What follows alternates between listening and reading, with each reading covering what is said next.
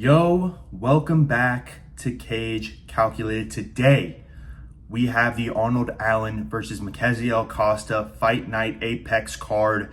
And look, y'all know how I feel about Apex cards. Go and reference every single other Apex card that I've ever done a prediction video for, and you will hear nothing but constant bitching and complaining. However, this card is not that bad. This is a pretty solid card. Obviously, I love Melquizael Costa, friend of the channel, by the way. Love the rest of these fights. Really close fights on a lot of this card. I think there's going to be some serious wars go on. I think there's going to be some pretty good decisions in this card. You're going to see some iffy judging probably because it's the UFC and they refuse to make good decisions other than Sean Strickland being champion. We still love that. We are Sean Strickland. We are champion. But this Apex card isn't that bad. I really am excited about it. Of course, I'm not going to be watching this card live, so that's how that gets to work. Of course, the one Apex card that I'm actually somewhat excited about, I'm going to be traveling for yet again, but regardless, I'm going to watch it and give my opinion on it, probably somewhere on Instagram, maybe like a TikTok video. I'm going to start trying to do more reaction videos. It seems like y'all like that, especially after the 328 video. I'm going to try and do a little bit more interaction with that. But yeah, I'm excited about this card. A little bit of housekeeping updates. We are not having a card next weekend. We do get a weekend off. However, we do not take a week off at Cage Calculate. We're going to be doing a couple of videos, kind of just some tier lists, maybe some like fight prediction videos, something along those lines. I hope y'all like those types of videos. We're going to see a couple of those next week. So hopefully we can get a couple of those out to y'all and y'all can get some more ideas and kind of see what we can do behind the scenes at Cage Calculated and just kind of see some different sides of MMA. I mean, I'm kind of excited about it. So get the week off, but not for us. We're gonna really grind it out and do some cool stuff. So let's just jump right into it, and we are going to start out in the early prelims with a women's strawweight bout. Shauna Bannon versus Nicole Cagliari. Shauna Bannon, 2-2 in the UFC, did lose to Sam Hughes as well as Bruno Brazil. Has a 2-inch height advantage, 3-inch reach advantage in this one. I've never really heard of the opponents that she's beaten, so she's kind of mid. Both of her losses coming in the UFC. Has some decent power, but mostly a decision machine. I mean, we know how women's strawweight and women's bantamweight and all the women's divisions work. It's going to be a lot of decisions. But she does have some decent power for the women's strawweight division. I think she's going to try and look to keep this fight standing. She's decent on the feet. She's just a decent strawweight. That's really what it is.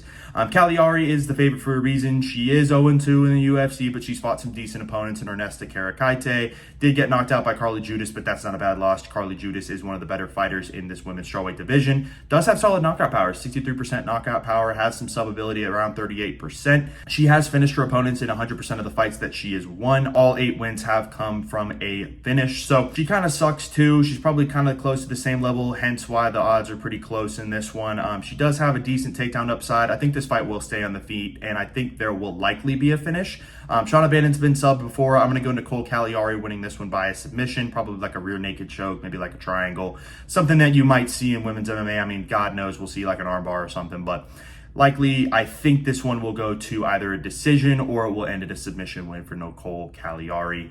Whichever way it goes, I just don't think Shauna Bannon has that threat of a knockout that Nicole Cagliari has.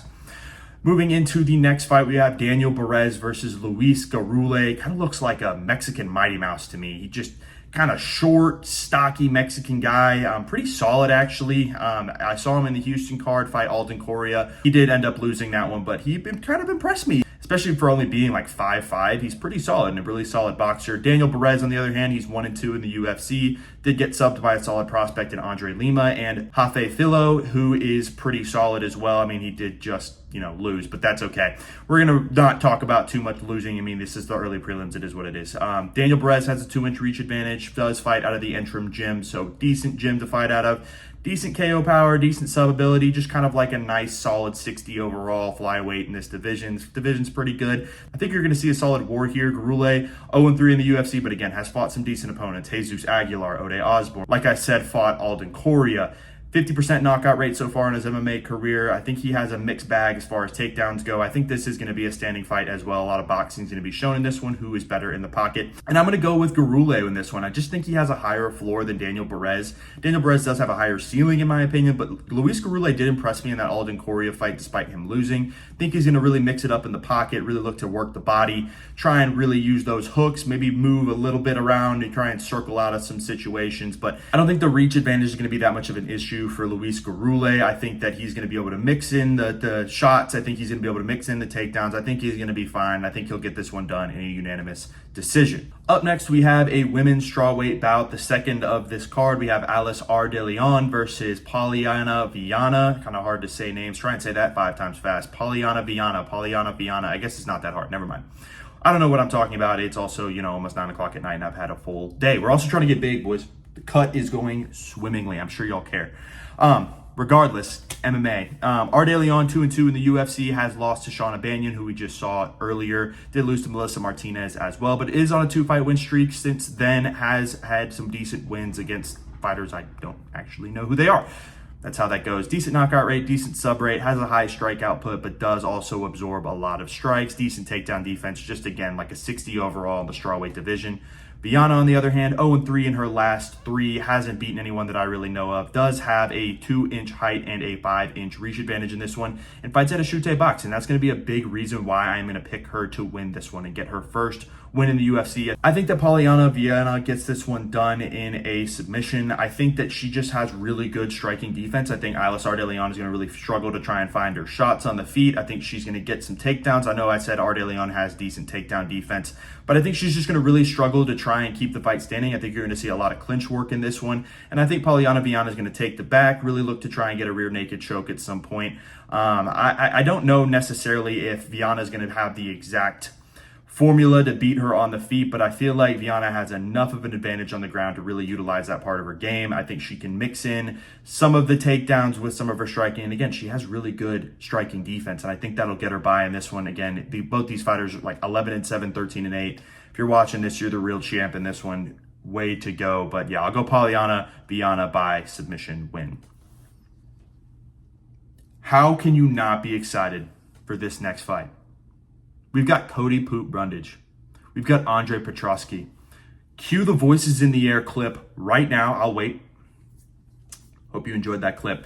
Cody Brundage is my GOAT. 11-9-1 versus 13-6 Andre Petroski. I mean, this is what UFC fans have all been waiting for. My kids are going to ask me, hey, Dad, where were you when Cody Brundage fought Andre Petroski? And I'm going to tell them right then and there where I was, what I saw, why I enjoyed it, and why it was the greatest fight of all time. We love Cody Brundage. I know we make jokes. Cody Brundage is the reason why we watch this sport. Thank you for everything you've done for me, Cody Brundage. Man, this is going to be a good one. You're going to see some really low-level MMA, but you're going to just see some stupid shit go down. You're going to see Andre Petroski probably fall on his face, Cody Brundage shoot a moronic takedown. You're going to see blood everywhere, or you're just going to see someone get chinned in 10 seconds. It is going to be elite, and no matter what happens, you're going to see tomfoolery and shenanigans, and I will be tuning in to watch this one live. If I don't watch any other fight on this card, I am completely okay with that. Cody Brundage versus Andre Petroski is my fucking Super Bowl, dude. This is going to be elite. But actually getting into some of the statistics in this fight, Andre Petroski 3-2 in his last 5, lost to Cam Rosen, lost to Edmund Shablazian. He is kind of chinny, not super active on the feet, has been shinned a couple times in the UFC, but decent submission rate, decent knockout rate, has fought on the Ultimate Fighter. Pretty low output, but solid takedown defense, solid striking defense, just kind of one of those wrestlers that is finding their shot on the feet, but maybe, not the most elite striker that you're ever going to watch. But yeah, again, both of these guys suck, and they're both about the same statistically. Cody Brundage, as we know, 0-3 in his last 3 fights. Got split decision by Dante Johnson, and that fight was dog shit. Also got knocked out by Cam Rosen, but that's just bound to happen. Yeah, this is just poop fight. We love Cody Brundage, but Mr. Poop, I'm worried. I'm worried for Cody Brundage. I'm worried in every single fight, but I'm worried for this one. This is an opponent that he could actually beat. Like, I genuinely think Cody Brundage has a legitimate chance in this one. I think Cody Brundage has better knockout power, but he's ass. He is butt and ass at grappling. He is just dog shit. I mean, he curls up into a ball and Anthony Smith maxes. This is poop versus shit. I'm going to go with Andre Petroski by knockout. I think he's going to find that right hand. Cody Brundage, if the UFC is watching this, if Cody Brundage is watching this, do not cut him. This dude is a warrior. This guy's a warrior, man. This guy fights for his life, man. Do not cut Cody Brundage. This guy is the little bit of comedy that we have left in this sport, and this guy does it on a moment's notice. Cody Brundage versus the world. If there are 100 haters of Cody Brundage, I am the one defending him. I am Jon Snow versus the army, man. I am the Cody Brundage army. It sucks to pick against my guy, but I genuinely think he could win this one. And I can't believe I'm going like 5 minutes into a breakdown for this dog crap fight. But dude, Cody Brundage is my hero. He has made 2 of the fight picks that I've had with him in it right. And by God, he's going to make it 3 because he loves Cage Calculated. And Cody Poop Brundage, again, thank you for all you've done for the sport. I expect a retirement video. And do not fucking cut him. I will lose my control if you cut Cody Brundage. I swear on everything I have. Andre Petrosky, I mean, cool. I'm not a fan, but like, I think you're going to win. Maybe we'll see. Up next, we have a women's bantamweight bout. Ketlin Vieira versus Jacqueline Calva-Canty. I don't know why she looks cross-eyed in that picture. She's looking 2 different ways. Hey, I'm right here. Right here. Oh, Jesus, I'm going to have to leave that in. That's not... Dude. Ketlin Vieira is kind of a veteran in this division. 2-3 in her last 5, has lost in the decision versus Norma Dumont, Kayla Harrison, Raquel Pennington. I mean, she's been through the ringer in this women's bantamweight division, but all of those losses have been decisions. So she is capable, 60% decision rate, high takedown ability, elite takedown defense. She has beaten the names of like Holly Holm, Misha Tate, Kat Zingano, but obviously she's a little bit over that hill. That was kind of more in her prime, if you want to call it that. She fights out of Nova União, so she has a great team around her. But Calva-Canty is pretty damn good. She's 5-0 in the UFC, all of them being decision wins because it's a women's MMA fighter. That's how that gets to work. Does have a reach advantage in this one. Fights out of Syndicate MMA, which is another solid gym. 70% decision rate, like I just said, decision merchant.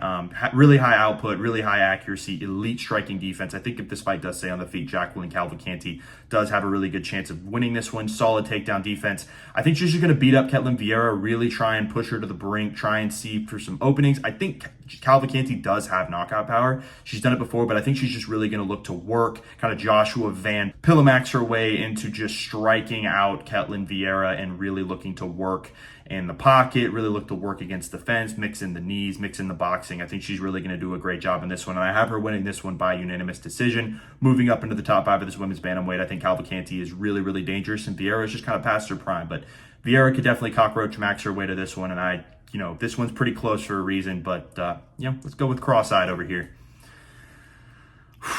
We got to chill. Up next, we have Tommy Gant versus Artur Manev. Artur Manev is a short notice replacement in this fight. We all love Tommy Gant. Both of these fighters undefeated. I have the age of Artur Manev as 22 because that's the only thing I could see on the internet. I could not find this guy's birth date. We don't know what his age is. We're going to hope it's 22. If it's older, then so be it. It doesn't really matter to me. There's not much information on Artur Manev. I mean, he's got 4 knockouts, 2 submission wins. He fights at a Fury FC, so, I mean, that's really cool. Again, short notice fighter. Gant, on the other hand, submission win in the Dana White Contender Series, 55% knockout rate, 36% sub rate, really solid prospect. But again, very limited on what I've been able to see so far on this guy. I'm going to go with Gant by knockout. I think he has a really strong right hand. I think he's going to be able to find the button. Artur Manev, again, just short notice replacement. I'm going to go with what I know, and I know Tommy Gant's good. That's really this breakdown. Up next, we have Tacos versus Ivan Erslan. We love Tacos. Tacos 1-2 in the UFC, submitted Junior Tapa, has lost to decent prospects in Omar Sy and Navajo Sterling, but those aren't bad losses. Maybe Omar Sy kind of not great, especially after losing recently, which wasn't good, but 2 inches of height advantage in this one, 3.5 inches of reach, does fight out of Killcliff FC, 55% knockout rate, really low volume striker, but really decent absorption rate, not great takedown defense, but really high takedown ability. And I think he's going to look to try and take down Ivan Erslan, really kind of smudge him up, especially in this fight, try and limit some of the power shots that Ivan Erslan can really get on him. Erslan, on the other hand, 0-3 in the UFC, lost to Cutelaba, Jimmy the Brute Crute, and similar to Tacos, he has lost to Navajo Sterling as well. So both Navajo Sterling victims, 71% knockout rate. Like I said, Erslan's going to be looking for that knockout shot. Fights out of American Top Team, pretty low volume, pretty high absorption rate. But again, looks to just try and find a shot. It's light heavyweight. We know what this is going to be. It's just a blob fight. And I think Tacos will get this one done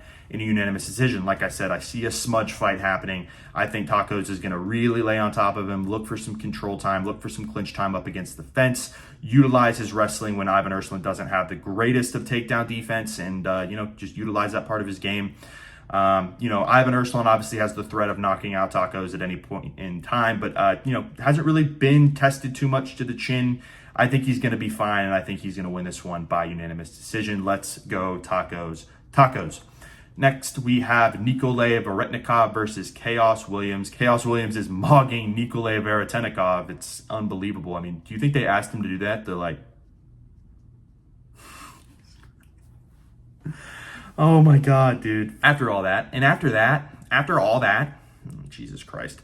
Veretennikov 2-2 in his last 4 fights, did knock out the GOAT Nico Price. Rest in peace. Hope you're enjoying retirement, buddy. It was more than necessary, and sucks you didn't get a retirement video. But this is a Nikolay Veretennikov breakdown, not a Nico Price breakdown. But love Nico Price. Kind of on that Cody Brundage tier list for me. Fights at a Kings MMA, 71% knockout rate, decent first round finish rate, low volume, low absorption. I mean, where have we seen this before? Kind of a knockout artist, has okay takedown defense.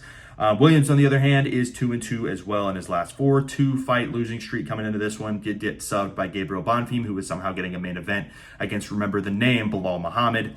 But 3-inch reach advantage for Williams, 57% knockout rate, high volume, low accuracy, pretty high absorption rate. It's dangerous because Nikolay Veretennikov could easily get a knockout in this one, and Chaos Williams is a little chinny, not super chinny, but a little chinny. But I think this is going to be who finds the kill switch first. I think Chaos Williams has better striking, and I think he's really going to look to try and circle out of that shot, stay out of that right hand from Nikolay Veretennikov, try and utilize, just touch the body up, kick the legs. He loves his leg kicks in this one, maybe even do some body kicks with this.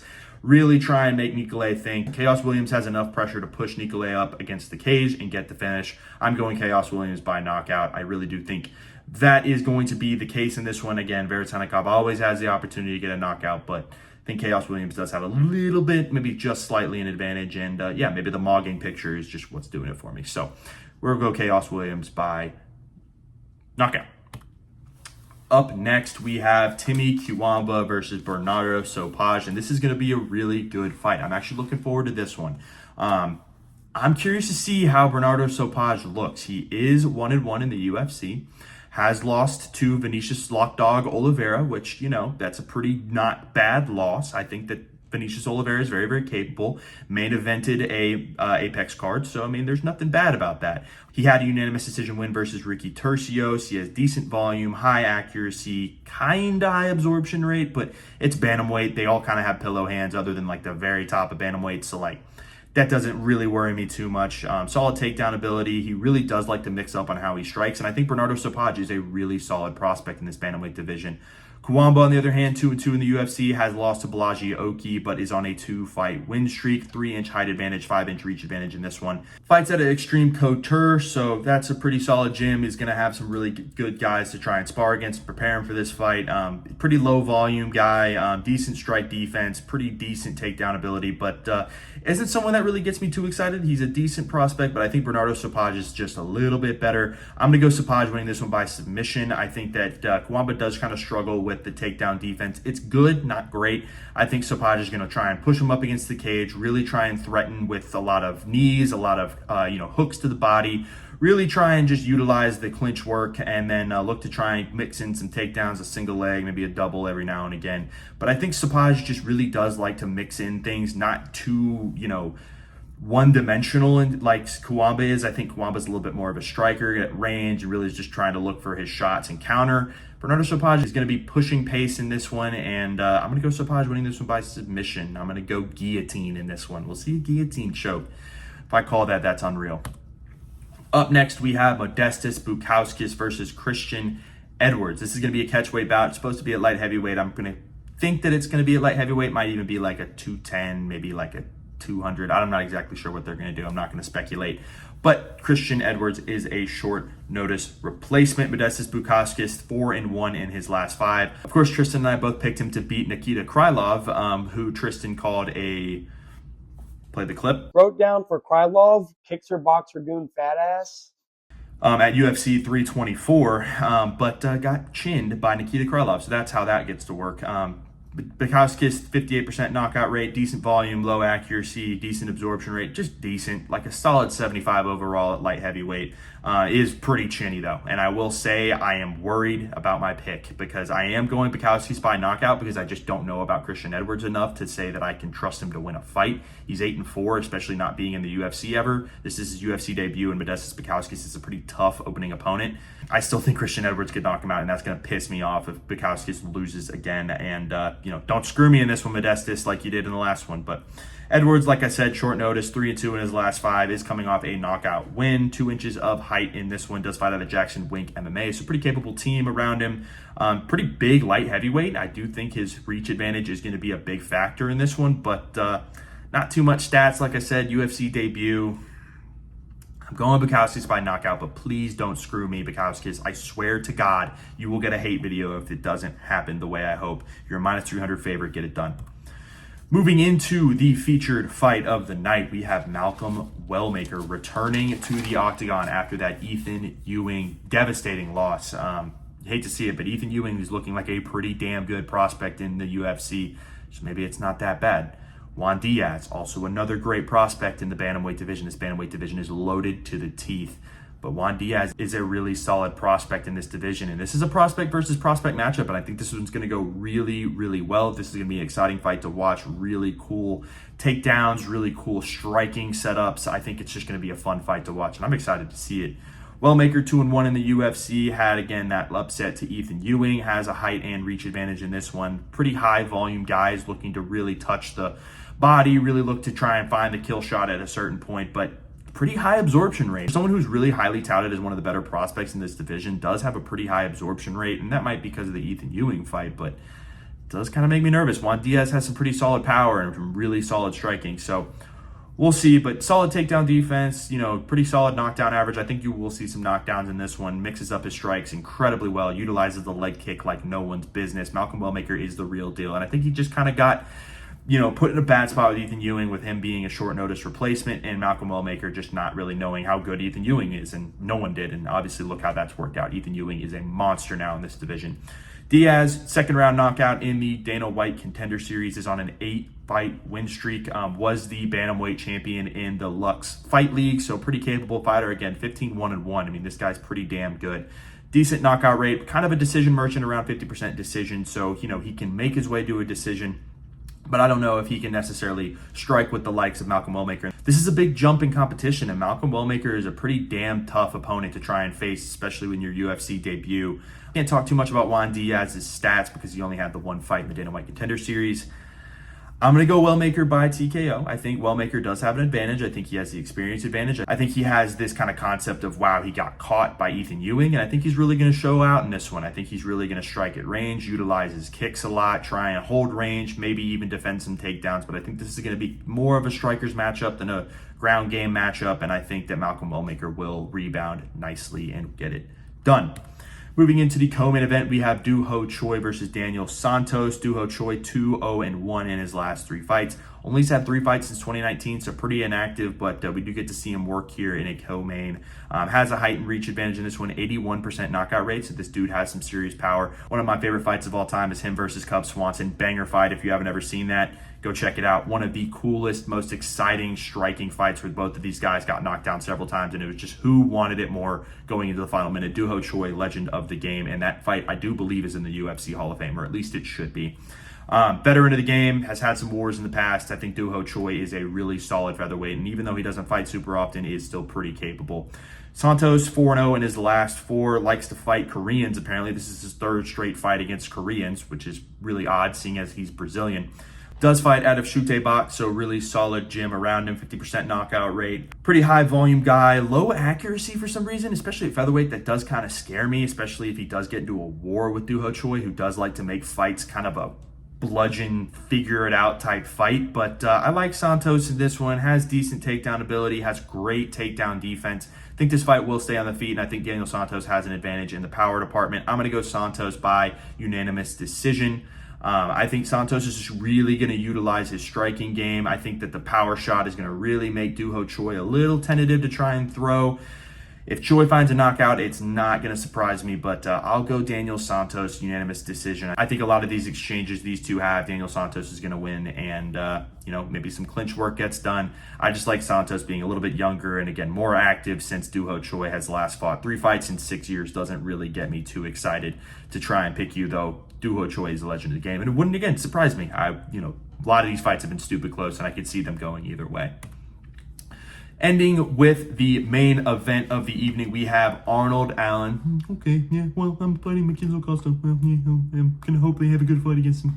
We've got that Arnold Allen versus Melquizael Costa. Like I said, friend of the channel, reposted one of our fight graphics. So, love Melquizael Costa. The Dalmatian is a monster in this featherweight division. Really solid fight, and I think this is going to be a fight that we look back on and say, okay, this is something that could change up this featherweight division, where you have Arnold Allen, who's been really, really solid so far, had some injury problems and did lose to Gene Silva, who is very dangerous in this division, but is still incredibly capable, and I understand why he's a favorite in this one. He just has the record against really good fighters like a Calvin Kattar, like a Max Holloway, like Gene Silva. So this dude's fought some of the best in this featherweight division. It doesn't really surprise me that he is the favorite. Melquizael Costa, on the other hand, has been incredibly active so far in 2026. This is his second fight, but fought in December as well. Does kind of worry me seeing how his cut's going to go. I mean, that's a lot of fighting in a short amount of time, so we'll see how that goes, but he's super active and hasn't taken a whole ton of damage. Fought Dan Ige and knocked out Dan Ige, who had never been knocked out before, so that was an incredible win. Knocked out Morgan Charrier, who was super high up on the prospect list in this featherweight division. This dude's super dangerous. I mean, Melquizael Costa can submit his opponents at 31% submission rate, 35% knockout rate. Fights out of Chute Box, which we've heard several times throughout this video. I mean, he's got a great gym around him. Melquizael Costa, just really solid volume and accuracy. A little bit high on the absorption rate, which, could be a problem in this one. Arnold Allen has a solid chin and can really try and push this through to a 5-round fight. But I like Melquizael Costa's takedown ability. He controls the range so incredibly well. His frame is something that you marvel at while he fights. He just controls distance and uses his length to try and find the openings, find the gaps in his opponent. And I think Arnold Allen, although is a really solid power guy, looks to try and keep the fight on the feet. I think if this fight's on the feet, I think Melquizael Costa definitely has the advantage in this one. He's just younger, faster. I think Arnold Allen's a smarter fighter, but I don't think the ground game is anywhere close to Melquizael Costa range. I know that Arnold Allen's a favorite, and I do think he is a really fun fighter to watch, but I'm going to go Costa winning this one by a unanimous decision. I think you could even see a knockout. Costa just has such great leg kicks, such great body work, uses his head kick so well. He just has so many weapons that he can use to try and end a fight. And I know it's his third fight in about 5 months, but I do trust that Melquizael Costa is going to get it done and move inside this top 10 in the featherweight division. He has just been awesome to watch, and I'm hoping he does take a little bit of a break before he tries to move into the top 5, but he's super active, one of the better fighters in this featherweight division. Arnold Allen, I love the guy, and if he gets it done, it's not going to disappoint me. As you know, I keep missing main event picks. I cannot get a main event pick to save my life. So if I were you, put all your money on Arnold Allen, because I apparently don't know what I'm talking about. But Melquizael Costa is my favorite guy. I think he's going to win this fight, and I have him winning this one by unanimous decision based on that finish ability. I think he's just really good all over the place in mixed martial arts.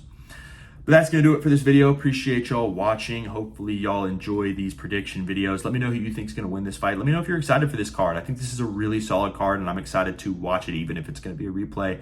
I'm excited to watch it. Pretty solid Apex fight night, and I didn't actually have to complain too much about the Apex. So regardless, again, appreciate y'all watching. Hopefully y'all enjoy some of these videos we're going to put out next week. Let me know what y'all think about them. Go check out the post-fight reaction I'm going to put out on TikTok to this card. Also, go check out the MVP video. I'm going to tag it in this video down below. Go check it out. It's happening this same weekend. We got Ronda Rousey, Nate Diaz, Francis Ngannou. Go check out my picks on that one as well. Pretty exciting card that Netflix is putting on, maybe to be a little bit of a rival to the UFC. So we'll see.